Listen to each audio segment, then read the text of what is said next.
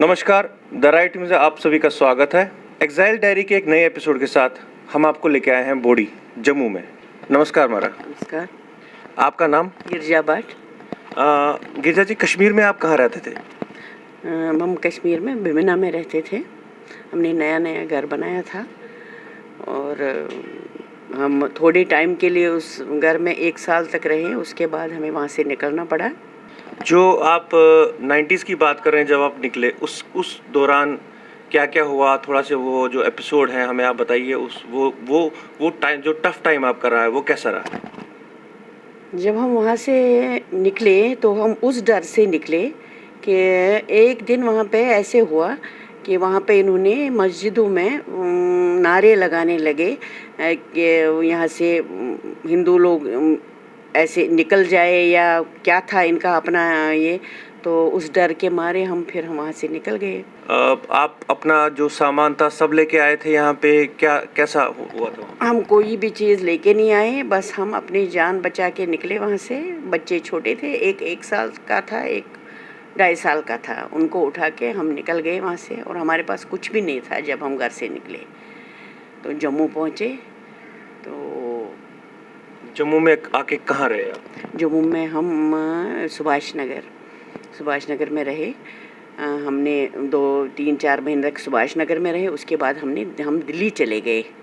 दिल्ली में हमने वहाँ पे फिर दिल्ली पहुँचे और दिल्ली में हमें फिर कैंपों में रहते थे। जो जगह जगह वहाँ कैंप थे, उन्हीं कैंपों में हम रहते थे। तो वो जो कैंप थे उनमें वो प्रॉपर फैसिलिटीज़ थी? वैसा कुछ क्या माहौल था उस टाइम? माहौल तो ऐसा था कि बहुत परेशानी का माहौल था। एक हॉल था, एक इसमें, जिसमें कि 6 फैमिलियाँ, 7 फैमिलियाँ इकट्ठी रहती थी, अपने इसमें जगह में रहती थी। तो परेशानी काफ़ी थी और हमारे पास छोटे छोटे बच्चे भी थे। उस चीज़ को लेके हम काफ़ी परेशान रहे वहाँ पे। मगर गवर्नमेंट ने हमारी उसमें हेल्प की उस टाइम, क्योंकि हमारे छोटे बच्चे भी थे। उन्होंने हर एक तरीके से हेल्प किया। तो आपका कहना है कि एक ही हॉल में आप सब लोग एक साथ, बहुत सारी फैमिलीज़ को रखा गया था? 6 फैमिलियाँ एक हॉल में रहती थी। उसके बाद की जर्नी आपकी कैसे रही? जैसा कि आपने बताया कि आप एक गवर्नमेंट जॉब एम्प्लॉय भी रहे, हेल्थ डिपार्टमेंट से, वो उसमें कैसे, कुछ बात उसके बारे में कुछ बताइए। मैं कश्मीर में जॉब करती थी, गवर्नमेंट जॉब करती थी और हमें वहाँ फिर गवर्नमेंट ने हमें हमारी सैलरियाँ दी, जिसके सहारे हम फिर वहाँ से निकल आए।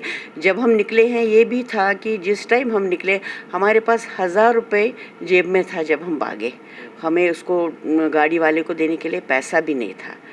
और उसके बाद जम्मू पहुँच के हमें गवर्नमेंट ने हमारी सैलरियाँ शुरू की। तो फिर हमारा टाइम उससे थोड़ा सा ठीक रहा, पास हो गया। तो आपसे एक अहम सवाल कि अगर आपको अभी सरकार बोलती है कि वापस जाएं, तो क्या आप उसी जगह पे जाना चाहेंगे? अगर हम जाना तो चाहेंगे, मगर हम किस बेस पे जाएं? ना हमारा घर है, ना हमारे, और हमारा ऐसी कंडीशन है कि हम उस टाइम डर के मारे निकले। आज हम किन के बीच में रहेंगे वहाँ? जो उस टाइम थे वो अब नहीं है। जैसे वो लोग जिस टाइम थे, इस टाइम वो बच्चा 30 साल का हो गया, 32 साल का हो गया। उसको क्या पता हम लोग कौन हैं? वो हमारे साथ क्या व्यवहार करेंगे, कैसे चलेंगे, वो तो हम, इसलिए हमें अपनी जगह में जाने के लिए भी ऐसा कोई ये नहीं है कि हम रह नहीं सकते हैं। अब जैसे हम पहले भाईचारे में रहते थे, अब ऐसे रह नहीं सकते। एक बहुत ही अहम सवाल निकल के आ रहा है कि अगर ये लोग फिर से वापस कश्मीर जाते हैं, क्या इन्हें वो सम्मान, वो प्यार वापस मिल पाएगा कि नहीं? आप ये बताइए, अगर सरकार आपको किसी एक सेफ जोन में रखती है सभी फैमिलीज़ को, तो क्या आप उस डिसीजन को सही मानते हैं?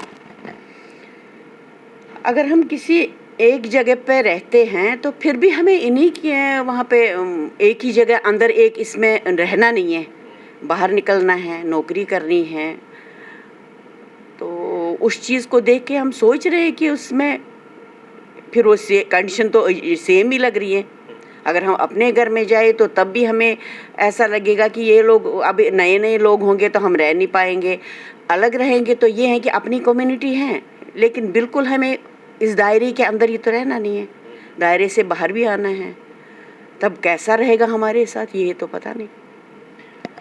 बहुत ही अहम सवाल सामने आ रहे हैं कि अगर जाएंगे तो दोनों कंडीशंस में वो बाहर निकलेंगे तो सभी के साथ मिलजुल के ही रहना पड़ेगा।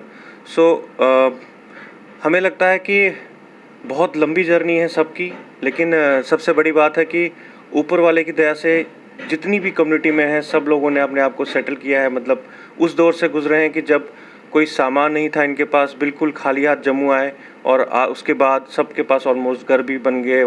वही एक उनके पूर्वजों की जो आशीर्वाद है, पूर्वजों का आशीर्वाद है उसके बेस पे। तो नए एपिसोड में हम आपसे फिर से मुलाकात करते हैं एक्साइल डायरी में। तब तक के लिए दीजिए इजाज़त। धन्यवाद। Thank you.